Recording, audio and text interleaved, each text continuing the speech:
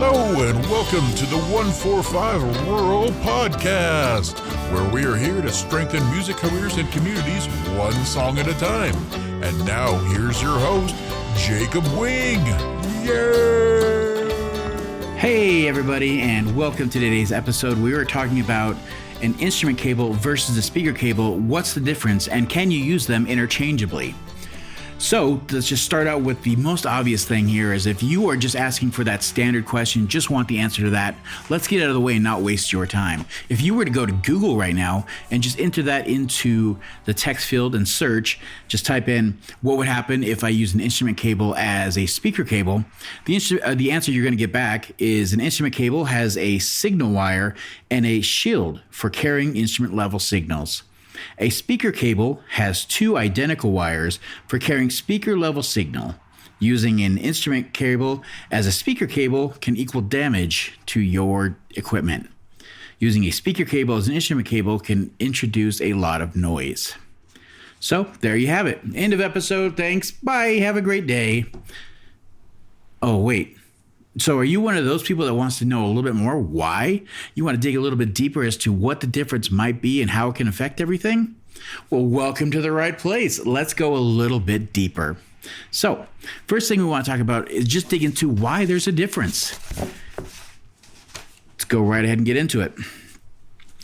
Instrument cables usually are typically, they're a longer run. They're going to go further from the guitar to the amp itself.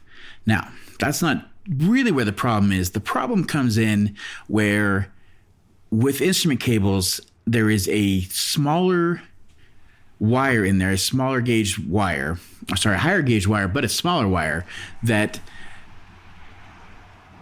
takes a lower current from your instrument and then takes that over to your amp.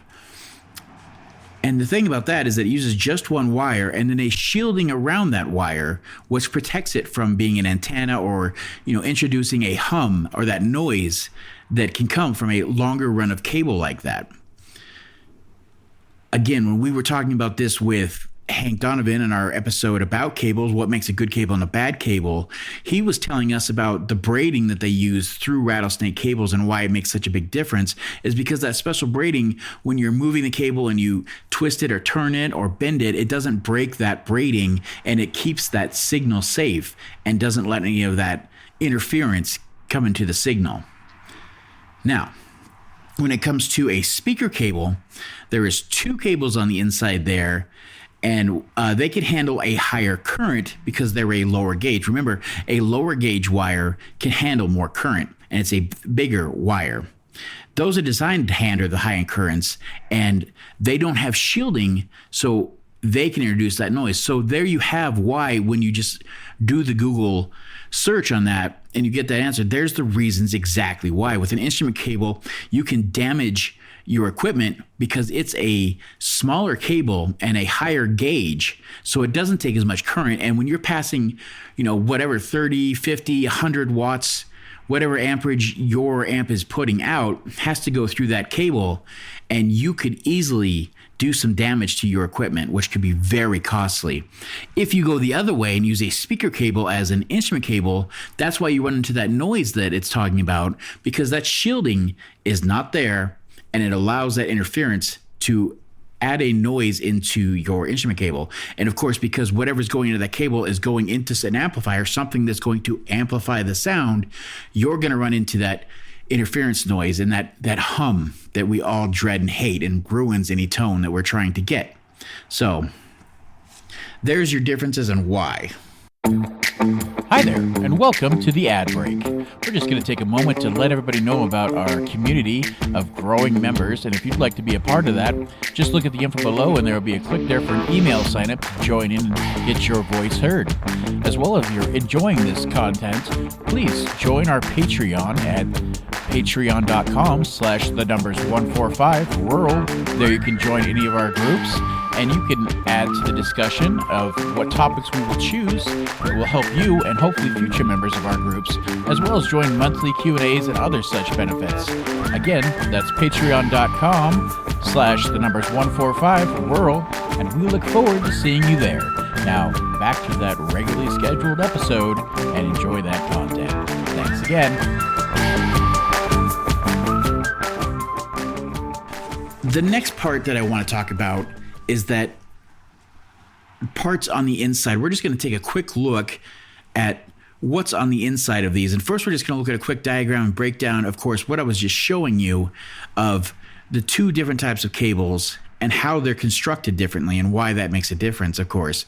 So we'll take a look here where we have one cable that has the instrument cable and just the one wire, the smaller wire, and the shielding around it.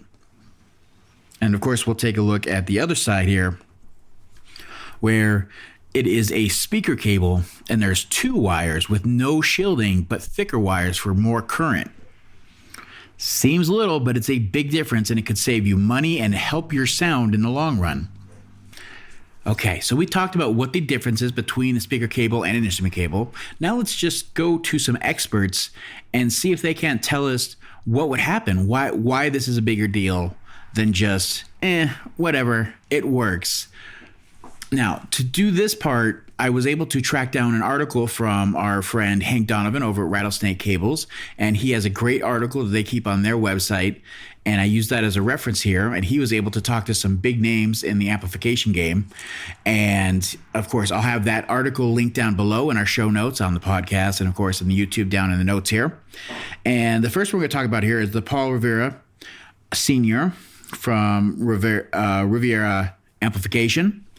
And he says, guitar cables are designed and made for low noise and capacitance and at small amounts of current. So, like we said, he's talking about there how they are the smaller wire that are made for lower capacitance and for low noise. So, the key that he says here is if you use an instrument cable for a speaker cable, large losses of power transmission can occur. So, that's one thing that maybe you never think about as well that could be a huge deal and could affect everything, like we said, as to noise or damaging equipment. The next person in their article that they were able to talk to is Phil Jameson of Matchless Amplifiers. And he says, and I quote, instrument cables should have a small gauge of wire wrapped in shielding so you won't wind up having a large antenna or a loud hum. Positive is on the tip, and the shielding used as a ground. He goes on to say, speaker cables should be very heavy gauge, typically 12 to 16 gauge, two conductor, positive and a ground that can handle the output of the amp speaker.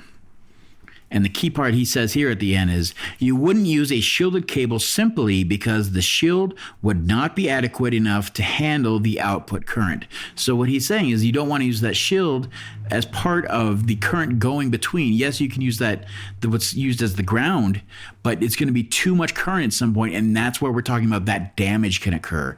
It's a big deal. Don't want that to happen. Lots of money.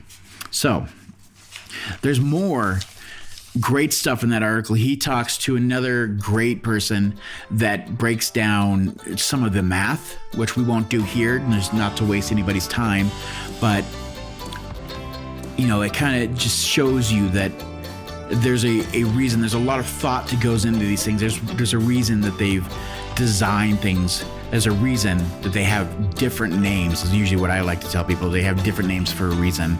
Let's just go that far. So this is a really simple and fast episode, but it's one of those things that I made this mistake for so many years, and I don't want you to make that same mistake and run into a problem with your sound or, worst case scenario, spending so much money replacing equipment that you've damaged. So I hope this has helped you out. Thanks again. We were really great talking to you guys, and we'll see you next week. Bye.